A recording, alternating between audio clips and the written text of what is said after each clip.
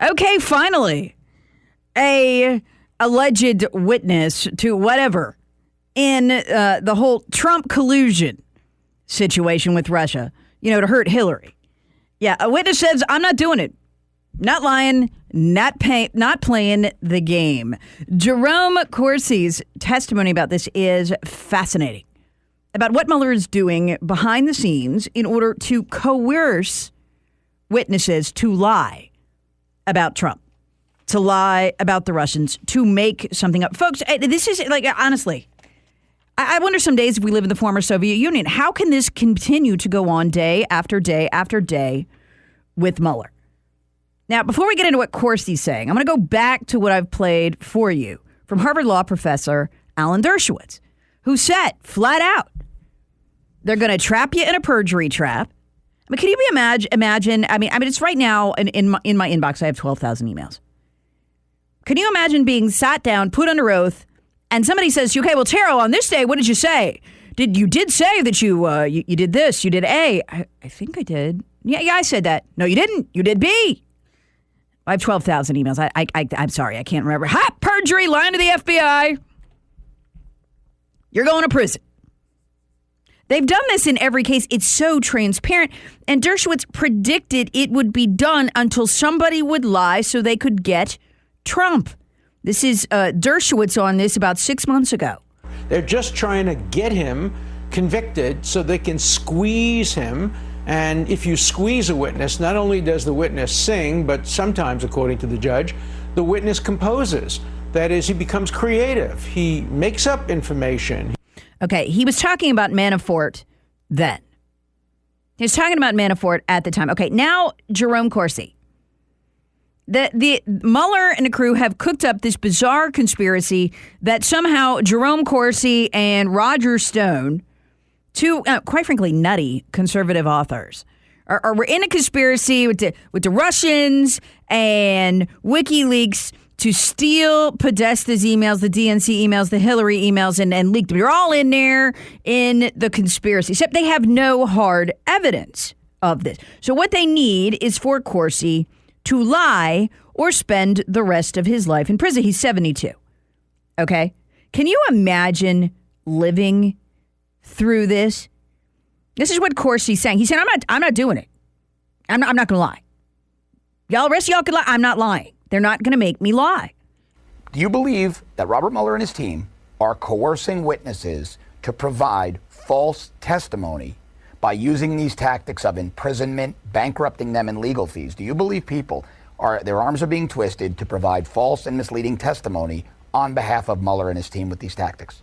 100% yes, and I've experienced it personally, and that's why I'm angry. How's it work? I willingly and openly and quickly gave them everything because I knew in 2016 I did nothing wrong and had nothing to hide, and I went in with a resolve to tell them the truth. Now, I can explain to you how they do this, what I call perjury trap. They can get you in the first 20 minutes. Any normal human being will be caught in a perjury trap. I guarantee you, if they've researched you, investigated you, Dr. it is Corsi, impossible. let me ask.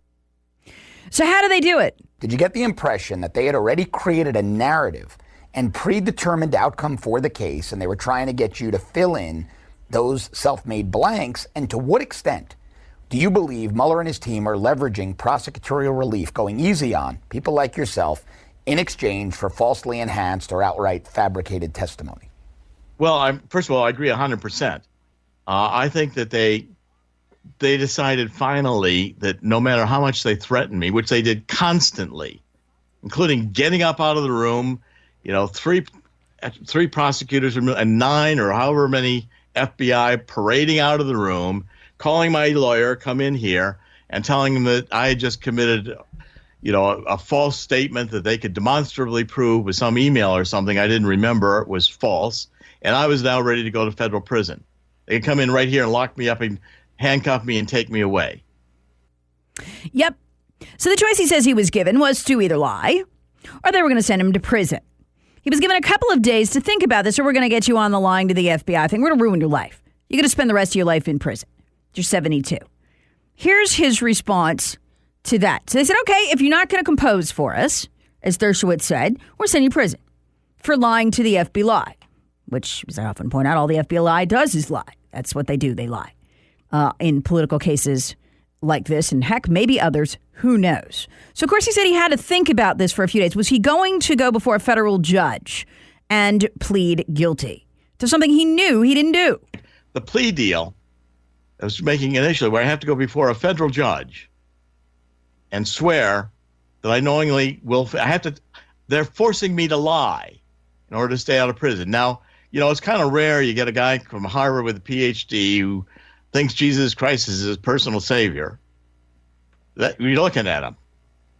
And I'm not going to lie, swearing to God in front of a federal judge to keep my sorry hide out of prison. If there's where the Mueller is, that's where the prosecution is, I'll spend the rest of my life in jail and I'll die in jail. And I don't anticipate a Donald Trump pardon. I'm not asking Donald Trump for a pardon. I'm not doing this because I think I'll get off on this. I'm doing it because I know they're going to put me in jail. They'll probably charge me with enough to put me there until I die. I'm 72 years old. And I say, bring it on, because I'm going. I will not lie to a charge I did not commit in front of a federal judge swearing to God. I won't do it. Good. Finally, somebody with some gonads left in his country. It's about time. Wait till you hear how wackadoodle what they did to him is. I mean, this crosses over into the absolute bizarre. Do you know what they did? They tried to use regressive memory therapy techniques to help him remember a meeting with Russians in Italy. Come on, Jerome, try harder. You'll remember. But I don't remember. Corsi was adamant the meeting never happened. We'll regress you and help you remember. Do you know what this reminds me of, folks? Do you know what this reminds me of? And by the way, I cited this wrong yesterday. I meant to apologize to you for that. I said it was in Time magazine. I'd forgotten it was in Newsweek.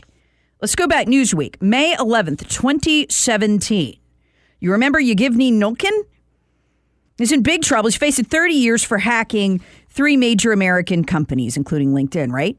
He gets a visit, he says, from who? The FBI. And they're saying, hey, listen, you could spend 30 years of your life in a U.S. prison, or you could just tell us that you hacked Hillary's emails, Podesta's emails, the DNC's emails, that you did it for Donald Trump and the Russians. We will give you an apartment, American citizenship, you'll be free. No prison time. Incredibly, he said no. Crazy conservative conspiracy site reported that? No, Newsweek. May 11th, 2017. These are the same tactics the FBI used on this hacker. They're using them on Corsi now. Yep, the clock keeps ticking down. The Mueller folks doing anything they can to try to get people to lie. Now, so far, everybody's gone along with this, found themselves bankrupted along the way. Jerome Corsi also in that group. No doubt he's bankrupt, too. He didn't address that. That's what they do. And you'll do anything to make it stop. Okay, I'll lie. I'll say I lied to the FBI. And he's saying he's not doing it. He's not playing their game. He'll go to prison. So watch the counter move by Trump right now. It's very interesting what's going on. Because you're seeing this with Manafort right now. The Mueller team they're complaining, hey, we got a plea deal with him, but he's not helping us. He's lying. What they mean is he's refusing to lie. So you watch Corsi come out and you watch Manafort come out now. And Trump timing, look at this. Telling the New York Post he will not take a pardon for Manafort off the table. What is Trump doing? Why would he say that? It's going to drive the left mad. After all, 2/3 of them believe, recent poll, that he colluded with Russia to win the election and that Russia actually changed votes in the election. That is incredible. Something every major left-wing political figure involved with this has admitted did not happen. Feinstein admitted it didn't happen. Adam Schiff admitted it didn't happen. Chuck Schumer has admitted it didn't happen. James Comey has admitted it didn't happen. Didn't matter. They believe the fiction anyway because of the spin on CNN and in the New York Times.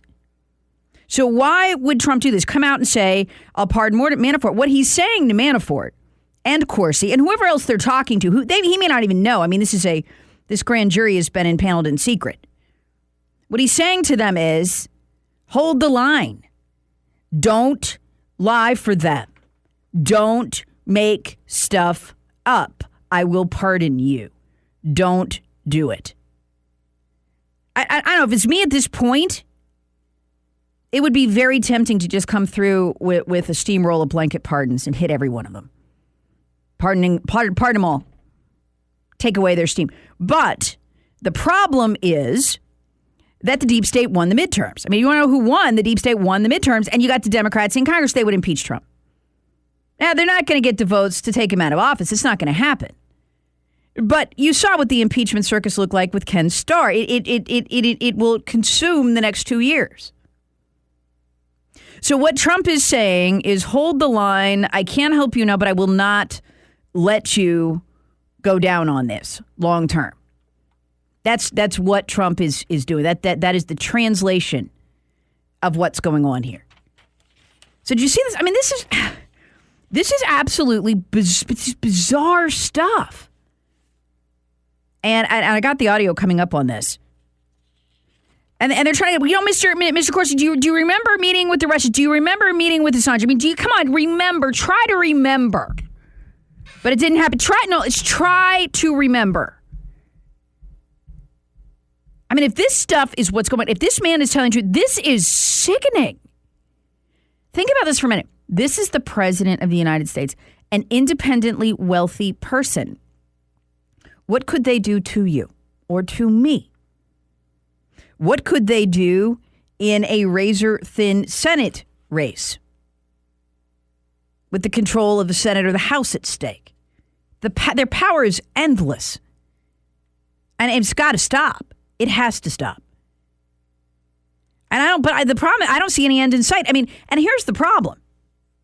Here's the problem Trump faces, okay? Lindsey Graham, our senator, that guy is so smart. One of the smartest political tacticians I've ever seen. He's out there wailing on the crazy ex-girlfriend, Cortez, right? Ocasio-Cortez. And he's getting fights with her on Twitter, and everyone's like, yeah, that's my man. Do you know what he's doing, though? Forget what he's saying. What is he doing? He just took over the Judiciary Committee. Did you know that, from Charles Grassley? Which is a disaster for Trump, to have Lindsey Graham in charge. You know what the first thing Lindsey Graham did? And he did this on purpose, and he let the folks at the Hill know. He called the acting head of the Department of Injustice, Mr. Whitaker, and they had a meeting.